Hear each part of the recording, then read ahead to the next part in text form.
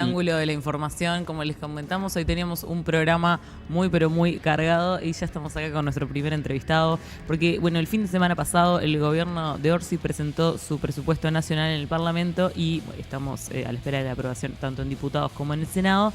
Y bueno, estamos en una tormenta política, digamos, por todo lo que implica, porque seguramente es la ley más importante de un gobierno. Y tras haber también surfeado el tema Casupá, Aguas Corrientes, estar al frente del Silcon y un montón de cosas más, estamos acá con el ex fiscal de corte y el actual prosecretario de la presidencia, Jorge Díaz. Jorge Díaz, ¿cómo estás? Bueno, muy buenos días. ¿Un desafío estar acá? De todos los desafíos que tenés todos los días, ¿este te parece un desafío? Bueno, programas más contracturados, que para las personas un poco estructuradas como yo pueden ser un poco de desafío, pero lo acepto con gusto, así que bueno, gracias esperamos por venir. Estar a la altura. Gracias por venir justo en un momento que nos cayó algo inesperado, que era el tema de los audios de Karina Milei, por eso te hicimos esperar un poquito, pero en realidad queríamos empezar con toda. Y la verdad que creo que hablo por todo el país y te pregunto, ¿en qué andas? ¿Qué estudia? Es como vos decís, una figura tan estructurada. Todo el país quiere saber en qué anda Jorge Díaz. Todo el país quiere saber qué haces. ¿En qué andás? Es muy ¿Qué fácil, estudia? es muy fácil. Primero estuve escuchando el audio y mientras escuchaba me planteaba que, independientemente del caso concreto, que obviamente no voy a opinar, pero tiene desde el punto de vista jurídico tres aspectos muy interesantes. El primero de ellos sobre la validez o no validez de las grabaciones hechas sin el consentimiento de la persona que emite la opinión, que en algunos países como creo que Chile está prohibido o no tendrían validez jurídica. En Uruguay son válidas, es decir, son válidas y quien realiza la grabación participa de la conversación y efectivamente lo incorpora como prueba, en ese caso son válidas. Ese es como el primer punto. El segundo punto, el tema de... válidas a nivel jurídico. Claro, claro que valen como prueba. Bien. O sea, es una comunicación que tenemos nosotros en forma privada, una persona la graba y bueno, eso puede ser utilizado como prueba jurídicamente. Eso está admitido por la Corte Suprema en Uruguay. La segunda cuestión está vinculada con el tema vinculado a la prohibición de la difusión y todo el tema que podría calificarse, por lo menos en nuestro derecho, eso sería censura. No quiero opinar del derecho argentino porque no me corresponde.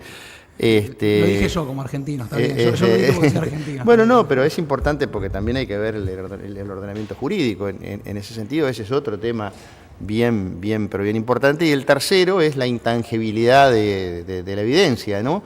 Es decir, si una evidencia o un audio es parcial o cortado o editado, no es intangible y no hay como una demostración clara desde cómo fue obtenido y una cadena de custodia hacia su presentación en la justicia, en cuyo caso ahí sí prácticamente no tendrían desde el punto de vista jurídico y en nuestro país validez.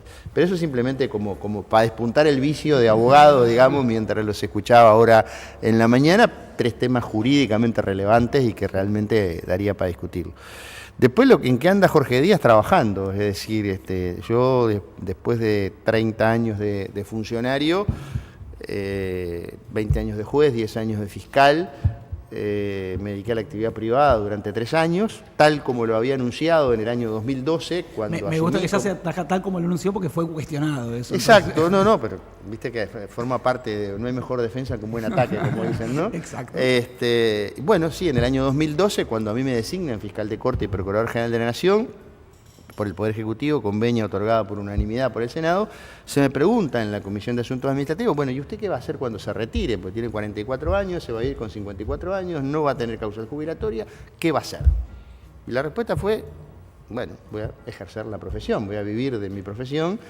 Y bueno, 10 años después, por hacer o cumplir con la palabra que había dado 10 años antes, se cuestionó. Bueno, después de 3 años de ejercicio de la placidez, digamos, del ejercicio de la actividad profesional, bueno, pasó lo que yo quería que pasara, pero que era que Yamandú Orsi fuera electo presidente de la República. y bueno, y ahí es que cuando te convocan y es el momento en que no puedes decir que no, y acá estoy, trabajando en la prosecretaría de la Presidencia en un montón de temas, algunos de los cuales Fernanda los enumeraba ahora, y otro montón que la diaria te va llevando, ¿no? Sos como la jurídica del presidente, digamos. Presidencia tiene una muy buena jurídica, Okay. Primera cosa, que creo que es importante decirlo, porque la Presidencia como institución, a lo largo de todos sus mandatos, tiene una muy buena jurídica que trabaja en forma calificada independientemente del gobierno, y eso creo que es una cosa que hay que decirlo. Después, claramente, sí, obviamente, dentro de los del piso 11, digamos, quien tiene formación jurídica soy yo, y probablemente junto con otros colegas somos los que tenemos un poco la misión esa de darle el visto bueno a aquellas cuestiones más complicadas, aunque no soy el único. Pero bueno, se me ha encargado Presidencia, nosotros dividimos la Presidencia en varias áreas, desde el punto de vista político me refiero, algunas las maneja o responden políticamente frente al secretario, a Pacha, y otras trabajan conmigo sin perjuicio de que tenemos una buena relación, ahí hay un ida y vuelta bastante permanente, pero somos como los referentes. O sea, a mí me toca, yo qué sé, AGESIC, la Junta de Drogas, el Fondo de Bienes Decomisados, ahora el SILCON, la Secretaría de Derechos Humanos, la Secretaría de Derechos Humanos pasado reciente. Es decir, tenemos como divididas las tareas, por un lado Pacha tiene otro montón, como AUSI, etcétera, ¿no? Y esas son las tareas de las cuales me encargo, sin perjuicio de la elaboración de algunos de los compromisos asumidos, de esos 63 compromisos que asumimos entre lo que fue el plan de gobierno y la presentación en Colonia y su ejecución y cumplimiento. Algunas están en cabeza de la prosecretaría. Antes de meternos en la coyuntura y en la agenda y en lo caliente, quiero salir un segundo porque recién dijiste, me convoca Yamandú, no puedo decir que no. Digamos, una persona que pasó tantos años en la vía pública y en la picota, incluso sobre todo los 10 años como fiscal de corte, dice, pasé 3 años plácidos en la actividad privada y no puedo decir que no. ¿Qué mueve a Jorge Díaz a no decir que no ante este desafío? En el sentido de, bueno, es ambición, es vocación de servicio, ¿qué hay ahí?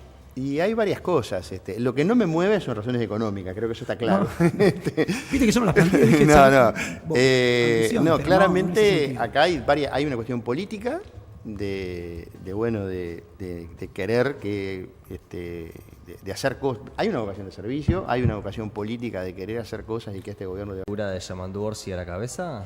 No. ¿Sos más orsista que frentamplista? No, yo tengo una formación soy de izquierda, lo he dicho en reiteradas oportunidades, no lo oculté nunca, además. Algunos lo han cuestionado, y bueno, yo antes de ser fiscal de corte, antes de ser juez, pero no soy más orsista que frentamplista, soy más frentamplista que orsista, pero la verdad que el peso de la relación personal con un individuo y sus características personales hacen que sea muy difícil decirle que no a Yamandú, o casi imposible, y quizá a otras personas, y no lo estoy hablando específicamente solo por Carolina, que era la otra contendora, estoy en general, aclaro por las dudas, porque viste que después las suspicacias están a... Ni se me había ocurrido. Bueno, no, pero no creo que no se te hubiera ocurrido. Mirá que vi unos clips antes de venir sobre el programa, así que... ya está preparado. No, creo que no, que hubiera sido muy complejo, por lo menos en la actual coyuntura, seguramente no habría asumido esa responsabilidad.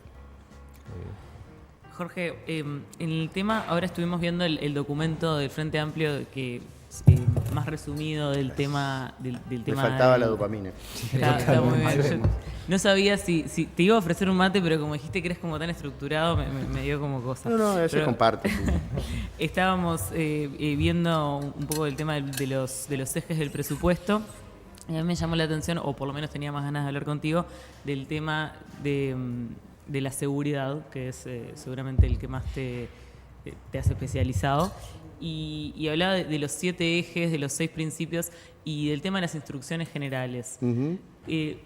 Estamos hablando que no es algo que se sepa tanto, cómo es que funcionan las instrucciones generales para la Fiscalía. ¿Querés contar un poco cómo es que funcionan y cuáles son las que van a regir ahora? Básicamente, a ver, primero aclarar que el Consejo de Instrucciones Generales es un órgano de la Fiscalía, o sea, de la institución Fiscalía, que tiene una composición con integración de el fiscal de corte, 2 delegados del Poder Ejecutivo que no han sido designados hasta la fecha, un representante de la Asociación de Fiscales y creo que el fiscal más antiguo. Creo que O es sea, esa lo decían entre fiscales y gente del Ejecutivo Exactamente. del gobierno de turno. Originariamente no tenía esa composición, tenía participación de la sociedad civil, de la Universidad de la República, Sí. además luego en el gobierno anterior se cambió la composición, quedó con esta composición.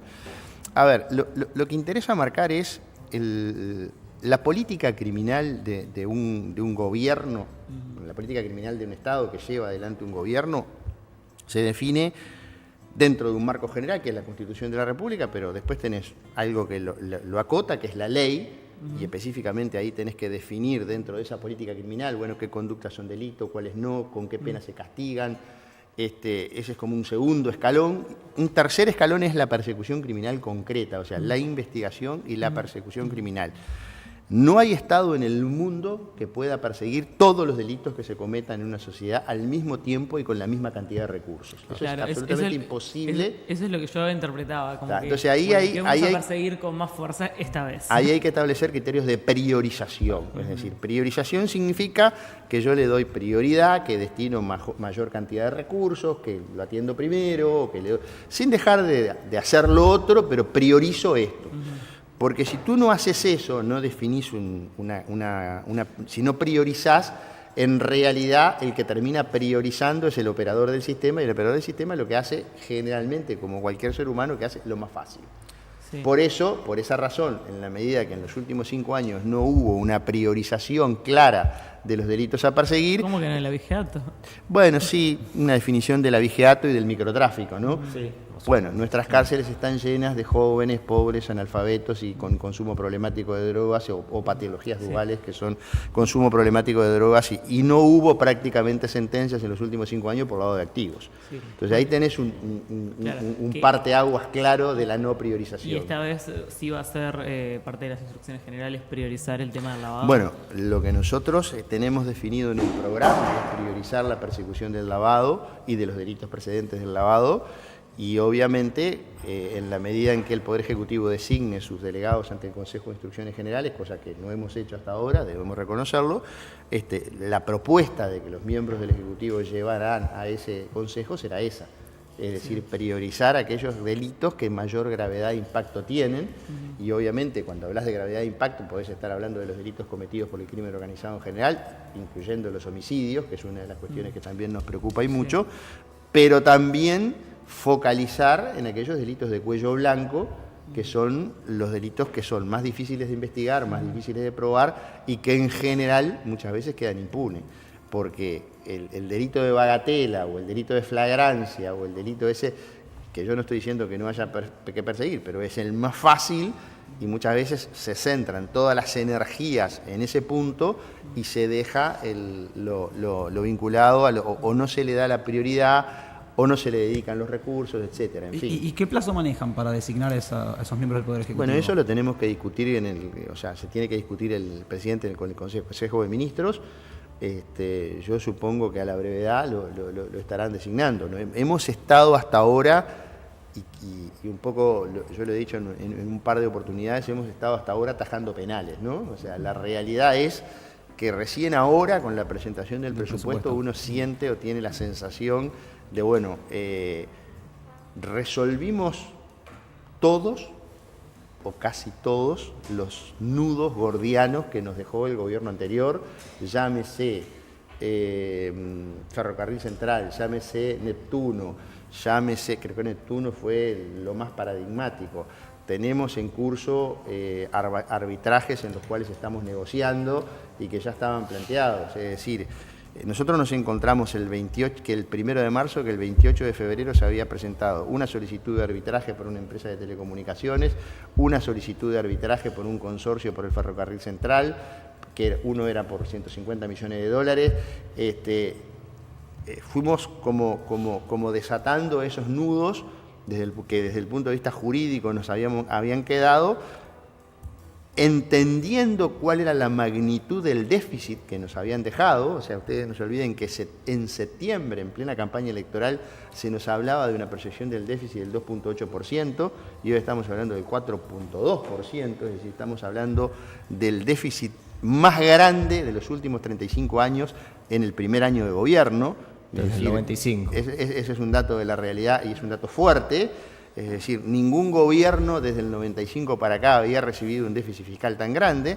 Nos encontramos con una situación, yo el otro día escuchaba a un diputado que decía, bueno, dejemos de hablar, el relato de la herencia maldita o la herencia ya quedó. Bueno, a ver, el déficit fiscal está en el 4.2%, es decir, tenemos un déficit muy superior al que efectivamente nos dijeron y muy superior al que prometieron. Es decir, porque acá hubo una regla de ajuste, una regla fiscal que se incumplió sistemáticamente durante el último año y medio y concretamente fue a lo que se comprometieron, a bajar el déficit, a bajar el gasto y a bajar la deuda. Jorge, subió el déficit, subió el gasto y subió la deuda. ¿Y cuál era el déficit que dejó Tabaré Vázquez? ¿Era Es un tan déficit diferente? similar. No, es muy similar. ¿Eh? ¿Cuál era el déficit que No, de dejó Tabaré memoria, Vázquez de memoria en no me acuerdo. 2019? Bueno, pero Lo era que está, a 4.1. ver, lo que tiene que quedar claro Era es... 4.1, son unos decimales de diferencia. O sea, Sí, porque pero cuando no- uno habla del peor déficit fiscal en 35 años, parece que estamos hablando de una diferencia abrumadora. Pero con una diferencia muy A grande, ver. que es que específicamente cuando Tabaré Vázquez entregó el gobierno dijo el déficit es tanto. La diferencia ahora es que a nosotros nos decían el déficit es tanto, es como decía el ministro Done, vivíamos en un espejismo fiscal, porque nos decían que estábamos en Alicia, en el País de las Maravillas, desde el punto de vista fiscal, y en realidad no estaba ni Alicia ni el País de las Maravillas. ¿Podemos hablar en números concretos? Yo no soy economista, pero hasta donde podemos hablar. Sí, estamos hablando de un punto y algo del producto de diferencia entre lo que nos dijeron y lo que es. Claro. ¿Tá? A eso hay que sumarle, porque eso es déficit, a eso hay que sumarle un montón de deudas que quedaron para pagar. Sí, sin intereses de deuda. Ferrocarril Central, Esas deudas no se cuentan en el Lara, Esas deudas no se cuentan en el déficit Fiscal. Bueno, pero no fueron déficit del año pasado, claramente. O sea, es peor, o sea, peor déficit y deuda. En realidad es que se aumentó la deuda, se aumentó el déficit y se aumentó el gasto. Tres variantes que realmente son harto complejas. Adelanto de cobro de impuestos también. Bueno, no solamente que quedó para pagar una cuenta bastante importante, sino que además se adelantaron parte de los impuestos que las empresas públicas, sobre todo UTE, Antel y ANCAP, tenían que pagar este año, se adelantaron y se gastaron el año pasado. Es decir, menos ingresos este año. Ese es el estado. Ahora, no hay que quejarse. O sea, si nosotros, bueno, hay un punto cero que hay que marcar. Marcamos el punto cero, es este. Una vez que marcamos el punto cero, vamos a decir, bueno, de acá en adelante, ¿cómo nos paramos en el escenario hacia el futuro? Y en ese escenario es el presupuesto, Bien. que es un presupuesto que tiene algunas restricciones, pero es un presupuesto que claramente tiene un punto de referencia que es lo que dijimos en campaña, es decir, apuntar a aquellos elementos que consideramos que son los elementos centrales. Y uno de los elementos centrales son las vulnerabilidades, es decir, aquellos sectores de la población más vulnerables. Y dentro de los más vulnerables, que son los niños, niñas y adolescentes. Ahí hay gran parte del esfuerzo que se va a hacer, que no implica, eso implica MIDES, pero implica ANEP, pero implica salud pública, es decir, no es que esté destinado y enfocado estrictamente en un organismo, sino que está dividido en diferentes segmentos del presupuesto. Esa es una prioridad. La segunda prioridad tiene que ver con seguridad. Ahí se invierten también un montón importante, nos hubiera gustado que más. Un 12%. Sí, pero efectivamente el espacio fiscal o el perímetro fiscal que teníamos en esta ocasión era ese. Y bueno, dentro del perímetro fiscal que teníamos, focalizamos claramente en ese punto. Pero hay también un tema de transparencia. Es decir, vamos a cambiar la regla fiscal, se está proponiendo cambiar la regla fiscal por algo mucho más transparente de lo que era con anterioridad y con el objetivo claro de cumplirlo, que está asociado a un porcentaje del producto de la deuda con el porcentaje del producto, que creo que es bien importante porque no estamos consolidando que en definitiva o transparentando que por encima, no vamos a pasar por encima de ese porcentaje que está establecido y ese es el punto límite y ahí nos permite manejarnos en lo que es todo un tema gastos e inversiones. Estamos transparentando algunas cosas que están fuera del perímetro fiscal, que no están en el presupuesto, pero del cual hay que hablar, que son, por ejemplo, los contratos PPP, los contratos CREMAF, los contratos CND, que gran parte de las inversiones se canalizan por ahí. Habrá que pensar de acá a un año o dos en lo que tiene que ver con una nueva regla de contabilidad fiscal, es decir, eso implica transparencia, que es algo de que está faltando, y también bastante audacia en lo que tiene que ver con la consolidación o la creación de algunos impuestos o que en definitiva apuntan a aquellos sectores que más tienen y no un ajuste fiscal al estilo de la derecha, que es un ajuste fiscal destinado a pegarle a los trabajadores. Antes de ingresar tal vez en cada parte, en cada área de las 6 verticales del presupuesto, que son seguridad, primera infancia, salud, etcétera, etcétera, hay 2 elementos tal vez más generales del presupuesto que nos llamaban un poco la atención. Uno, en primer lugar, es la proyección de crecimiento económico que se estima en el presupuesto, y en segundo lugar, los movimientos tributarios en el presupuesto. Respecto al crecimiento económico, se estipula un 2,4% promedio interanual en estos 5 años, cuando venimos de crecer en los últimos 10 años un 1%. Y el año pasado un 3 con algo. Y el año pasado un 3 con algo, exactamente. Con cierto efecto rebote, ¿no? Con un efecto rebote de lo que fue la pandemia, en donde tuvimos un año recesivo, un año y medio. Sí, bueno, en ese promedio del 1 también está la pandemia. Claro, claro, bueno, pero ahora entraríamos en un promedio de 2,4 interanual en los 5 años. ¿Qué sectores serían esos que pujarían más para pasar de un 1 promedio en 5 años a un 2,4 promedio en 5 años?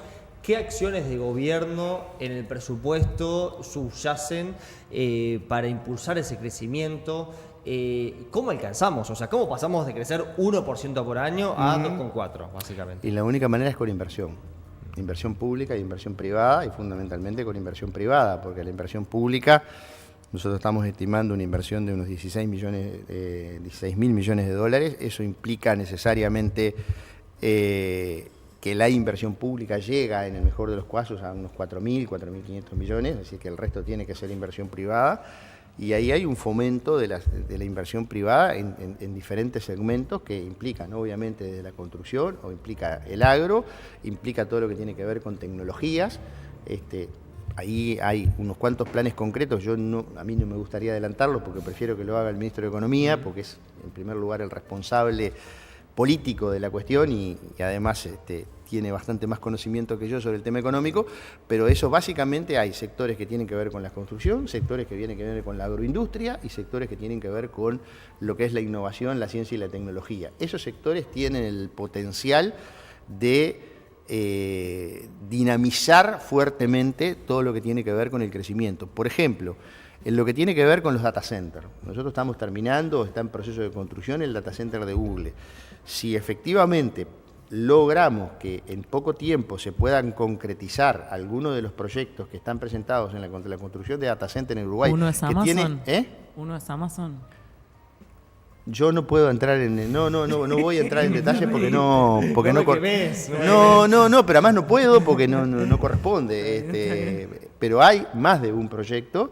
Lo que sí hay que lograr es que efectivamente se concreticen, pero una inversión de un data center implica arriba de los 1.000 millones de dólares. Claro. Es decir, son inversiones, los data centers con inteligencia artificial son inversiones multimillonarias que requieren las condiciones que Uruguay hoy tiene.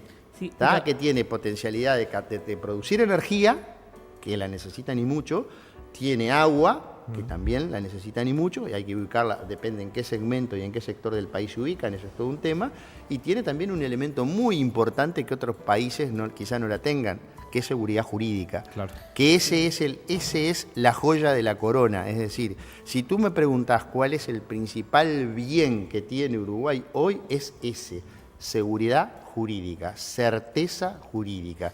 Y eso que nos ha costado al anterior y al anterior y al anterior gobierno, porque eso es una política de Estado, es decir, honrar el cumplimiento de los contratos estrictamente, cumplir con las obligaciones, no modificar las reglas de juego, ese que es el principal valor, es en definitiva el principal motor del crecimiento. En un mundo complejo, en un mundo difícil, Cambiante. en un mundo cambiante, que implica también apertura de mercados. Uruguay está, obviamente, que le vendemos a Argentina y a Brasil, obviamente que nuestro principal comprador es China, luego sigue Estados Unidos, está Rusia, está la Unión Europea, pero también estamos mirando Asia como factor, mercados inmensos como el de India, todo lo que tiene que ver con los países árabes. También allí hay mercados muy importantes a los cuales tradicionalmente no llegamos. Y ahí hay una política exterior asociada a una política económica que apunta también a eso. Y básicamente van por esas líneas. Esas son como las prioridades. Hay algunos proyectos en lo que tiene que ver, que dentro de los proyectos agroeconómicos también tienen que ver con la forestación. Hay un programa Procría que apunta a fomentar el índice. Vos me dirás qué tiene que ver, bueno, pero el índice de preñez del Río Negro al norte está en el 55-60%, cuando el Río Negro al sur se supera largamente. Si queremos tener carne para vender, tenemos que tener ternero. Hay un foco puesto claramente en el campo, en el sentido. Yo quiero retornarme un segundo al otro foco. Bueno, también turismo, o sea, podemos seguir, ¿no? No, está bien, pero dentro de los 6 prioridades que aparecen en ese documento, el campo está mencionado explícitamente como uno de los focos principales a nivel industrial. Quiero volver un segundo al otro foco que señalaba Marcos en términos tributarios, porque recién hablabas de la seguridad jurídica y no cambiar las reglas del juego, y esa idea de la inversión privada y la inversión extranjera, data centers y demás. ¿Cómo se alinea eso con el impuesto a la renta mínima global, la idea esta de que las empresas multinacionales tributen también en Uruguay, y si no afectaría? Porque hay desde la oposición, obviamente, voces que se proclaman como preocupadas porque eso podría desalentar inversiones. Lo que pasa es que el impuesto a la renta mínima global para el inversor es neutro, porque en realidad lo que estamos hablando de que pague en Uruguay una parte de la renta que si no la paga en el exterior. Es decir, no estamos hablando de aumentarle la carga tributaria. Primero, el impuesto a la renta mínima global engloba a los países que han suscrito el convenio. Punto número 1. ¿Cómo se lo explicamos a un hincha de Boca eso, Javier? Que yo pago 14... Dijo de Boca para que nadie diga nada acá. Claro, Dijo de Boca y Javier, dijo 2 cosas medias raras. Pero es rarísimo, ¿no? Por eso no sabía si la pregunta era para mí, porque yo no soy ni de Boca ¿Cómo ni se lo explicamos a un hincha de Nacional y de Peñarol? Bueno. Jorge. Era para no ofender a ningún simpatizante de ningún equipo para explicárselo a un hincha de Wander, digamos, que es mi cuadro. Pobre gente. Bueno, ok. Que nos está yendo mal, pero ya si vos tomas el guante, está bien. Ya nos vamos a recuperar. No, concretamente, digo, en términos generales, si yo pago 14 o si pago 20, hoy estoy pagando 20. Lo que se está planteando en función del impuesto a la mina global, el impuesto a la renta global, es que de esos 20, tú no pagues los 20 en la casa matriz, sino que pagues 14 o 10 acá. Okay. Sencillamente, o sea, voy a seguir como empresa pagando los 20, lo único que lo voy a pagar en un lugar diferente en función de ese convenio, de ese perímetro. Y eso a partir de un monto de facturación igual. Obviamente que estamos hablando de empresas que facturen más de 750 millones de dólares anuales. Doña María y don José, quédense tranquilos que a ustedes no les va a tocar. Eso por los hinchas. Lo mismo que el impuesto a las rentas, a la modificación, no a los intereses, porque esos ya están grabados por IRPF, sino a las variaciones de capital de los depósitos en el extranjero. Doña María y don José, quédense tranquilos que si usted no tiene depósitos en el extranjero, no lo va a tener que pagar. Porque también ahí hay una filosofía de izquierda. Claro. Es decir, no le estamos aumentando el impuesto al trabajador. Al comerciante, digamos. ¿Cómo, logísticamente, cómo le encuentran los depósitos de plata o activos financieros en el exterior a la gente? Bueno, ahí hay un tema impositivo, primero porque tú ya estás pagando por eso. Tú estás pagando el impuesto, estás pagando IRPF porque tú tenés tus depósitos. Sí, están declarados, obviamente, ¿no? Estamos hablando de cuestiones. Y después hay todo un sistema que ahí sí no se lo podría explicar como a doña María y don José, cómo vamos a ver con el tema de las sociedades, pero hay algún sistema a los efectos de identificar quiénes son los beneficiarios finales de esas sociedades, a los efectos de proceder al cobro. De todas maneras, esto es un impuesto a la variación de capital de los depósitos que haya en el extranjero. Los intereses ya están grabados por IRPF, o sea, tampoco es un impuesto que tiene específicamente un destino y que apunta a un sector determinado. Lo mismo con el denominado impuesto TEMU, que es mal denominado impuesto TEMU, pero que específicamente apunta a que aquellas importaciones, porque de eso se trata, que no pagan, porque a mí me causa gracia a veces en el debate en las redes cuando te dice, bueno, sí, pero en realidad me ponen 20%, 22% de IVA, entonces yo voy a pagar más caro y le tengo que comprar al comerciante local. Ese comerciante local que trajo ese mismo bien pagó todos los impuestos aduaneros, que yo no estoy pagando si estoy dentro de la franquicia. Porque no nos olvidemos que el impuesto no es solo el IVA. Tú para hacer una importación tenés un conjunto importante de impuestos, tenés que hacer una liquidación, y eso implica que en definitiva es recaudación que el Estado está perdiendo. Y muchas veces, además estás haciendo una importación sin pagar. Yo te escuché el otro día cuando explicabas el tema. Hay un pequeño detallito, que son los impuestos aduaneros que se pagan cuando uno importa. Queda clarísimo. Y además hay otra cosa más con eso. Recorte, la explicación fue más larga, pero digo que yo vi el recorte. Le importa a la gente. La gente sabe que sí, obvio, tenés que pagar el BPS, la aduana, todo, pero y yo con mi plata no vale. Ahora, las franquicias, si vamos a ser justos, podríamos decir, eliminamos la franquicia y todo lo que traes tenés que pagar impuestos. Ya hay una franquicia que te está exonerando. No, y de hecho ahora se aumentó. De hecho ahora se aumenta esa franquicia. Se aumenta el volumen de la franquicia y se aumenta además la posibilidad de hacerlo en una sola posibilidad. Sí. Pero después, por encima de eso, se empieza a pagar.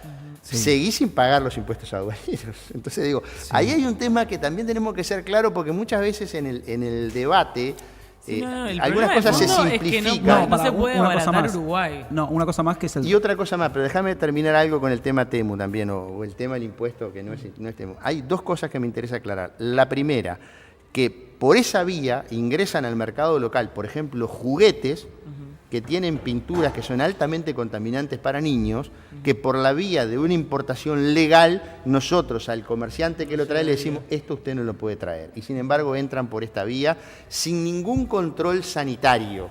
Sí. Eso también hay que tenerlo en cuenta. Bien, pero yo ahí hago una pregunta. Entonces, y hay un tercer elemento, perdóname que creo que, porque también nos han acusado de pro-yanqui por ahí, porque el tema de Estados Unidos no... Ahí, pero... Bueno, ahí hay pero pará, a mí me han acusado de tanta cosa, más no me importa. Yo no lo iba a acusar. Fíjate que soy monje negro, soy pro-yanqui, soy comunista, soy tantas cosas que...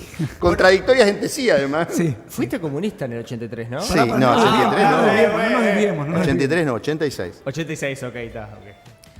No, ibas a explicar lo de pro-yanqui. No, digo que con Estados Unidos tenemos algo que se llama TIFA, que es un tratado que tenemos que cumplir, por el cual nos obligamos a no grabar ese tipo de cuestiones. Sí, no, yo lo único que iba a hacer, la salvedad y ahí va la pregunta, no era por el lado de pro-yanqui, pero sí por la idea de esta idea de los controles. Si en el caso de los productos que vienen de China no hay control sobre si los plásticos de los juguetes son o no, ¿por qué en el caso de Estados Unidos no habría ese control? Bien, es una pregunta interesante para la cual obviamente no tengo respuesta, pero porque cuando sé, cuando no sé. Pero además, por lo que se nos adelantó, Estados Unidos había manifestado su intención de en los próximos años, a partir del año que viene, rediscutir todo este mecanismo del TIFA. Por lo tanto, también ahí habría una oportunidad importante, si es que efectivamente se concreta, ¿no? Nos queda poquito tiempo. A mí me gustaría cerrar capaz lo más interesante. No hablamos nada de política. No hablamos, ¿viste? Porque todo esto no es política, esto es política también. No lo quería preguntar. Ay, ¿querés ser ministro de Justicia? Ya está, ya te lo preguntaron. Queremos hablar de lavado. Sí, queremos hablar de lavado. Bueno, hablamos de lavado, eso me interesa. Silicon, ¿cómo funciona? La nueva ley que van a poner en marcha, ¿qué va a cambiar? En realidad, la ley de lavado... nosotros mandamos un proyecto tal cual nos habíamos comprometido, estaba dentro de las prioridades de modificación de la ley de lavado, que involucra modificaciones a la ley de lavado, modificaciones a la ley de inclusión financiera, alguna modificación a la Carta Orgánica del Banco Central y alguna modificación a la ley de Fiscalía. Tiene como cuatro componentes. Específicamente en cuanto a lo que tiene que ver con la ley de lavado, yo lo que pondría el énfasis es en que se modifican normas de prevención y normas de represión. Se hacen algunos ajustes en las normas de represión. Por ejemplo, se ajusta un delito que quedó de la ley del 19, que está mal redactado, porque en lugar de asistencia al lavado de activos quedó asistencia al delito precedente. Eso se modifica y se ajusta a lo que son los tratados internacionales. Gran diferencia, porque es distinto asistir a mover droga que bueno, La Plata, sí, le digo que está para acá. Y además hay una cosa, esas cuestiones ya estaban comprendidas por el delito de encubrimiento y sirvió porque el delito de asistencia, el delito precedente, quedó como el único delito por el cual nos quedaba excluido de las limitaciones a la ley de narcotráfico. Entonces muchas veces se utilizó por los operadores del sistema para meter por ahí cuestiones que eso después se cambió porque se subió la pena. Pero a ver, lo que corresponde no era subir la pena, lo que correspondía era adecuar la figura delictiva a lo que son los convenios internacionales que Uruguay ha suscrito y ratificado, cosa que estamos haciendo ahora. Agregamos delitos precedentes, por ejemplo, los ciberdelitos, que no estaban agregados como delito. Al fin. Bajamos las instrucciones generales el umbral, porque tú sabes que en los delitos precedentes de lavado hay como 3 sistemas. Un sistema que todos los delitos son precedentes, un sistema que determinados delitos los delitos graves son precedentes. Ahí tenés el problema porque delitos como la estafa no son considerados graves, entonces quedan fuera. Y después el sistema de listado, que es el que tiene Uruguay, que enumera cada uno una lista de los delitos.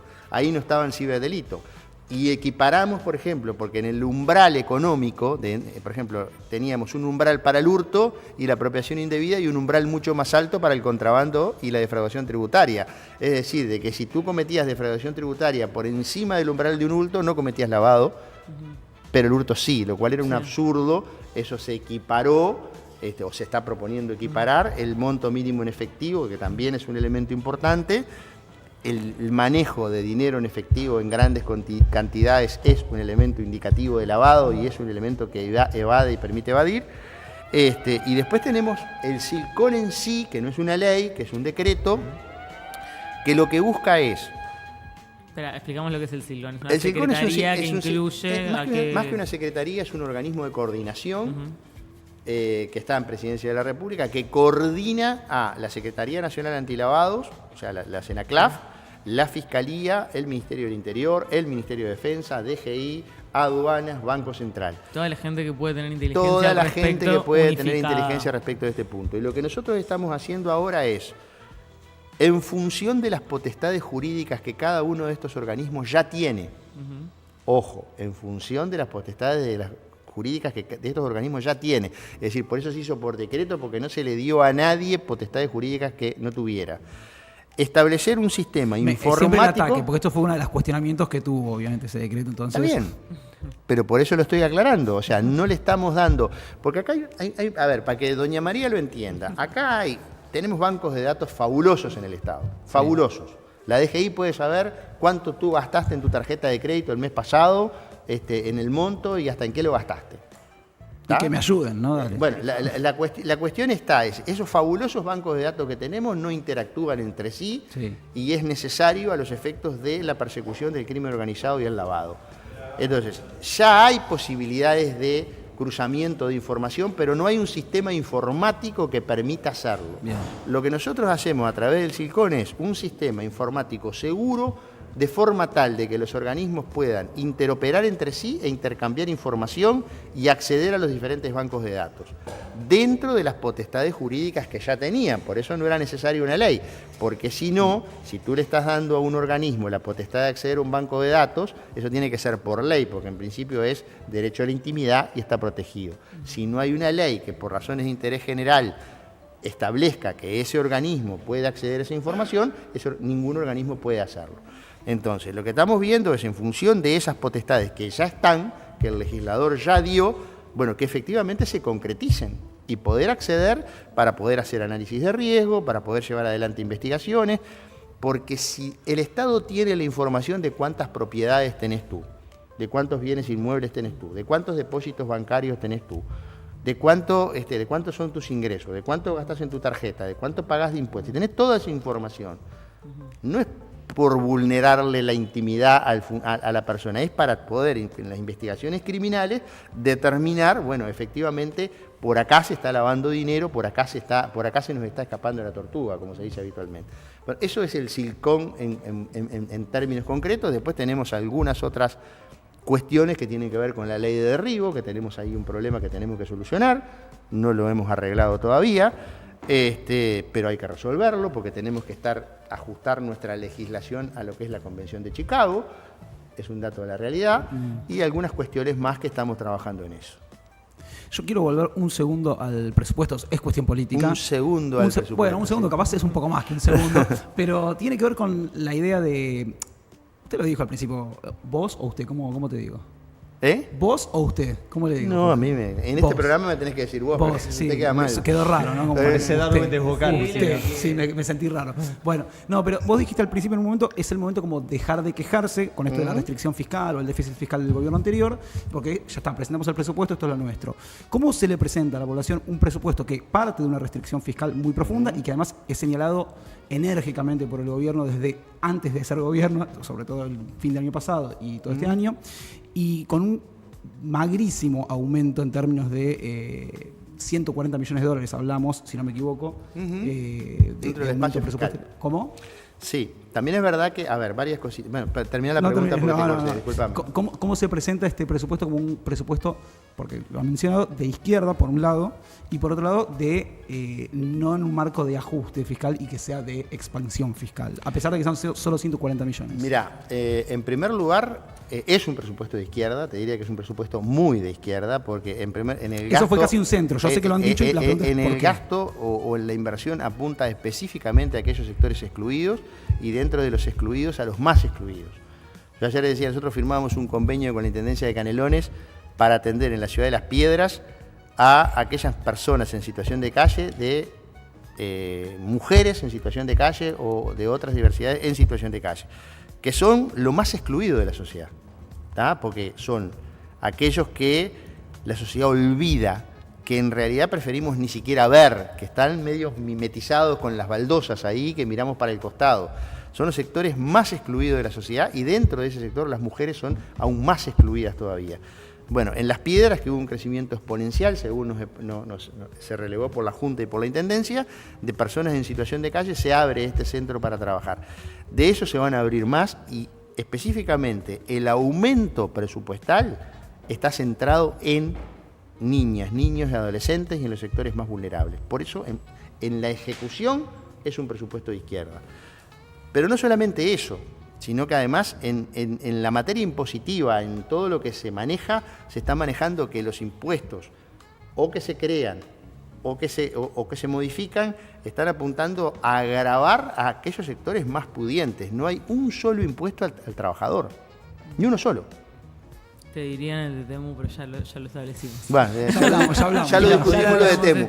Pero además, por otro lado, pero déjame decirte una cosa, el incremento son 140 millones de dólares. Sí. Pero no hay que olvidar dos cosas. Que nosotros declaramos que la línea base del presupuesto era el 100% del ejecutado del año pasado. Históricamente, todos los gobiernos cuando elaboran su presupuesto dicen que la línea base que toman en cuenta es lo ejecutado del año anterior menos un 10%. Es decir, ahí ya de pique bomerazo, es un tema contable, pero si nosotros hubiéramos hecho lo mismo que los gobiernos anteriores, en realidad hoy a la hora de considerar el aumento sería muchísimo más, porque no son solo 140.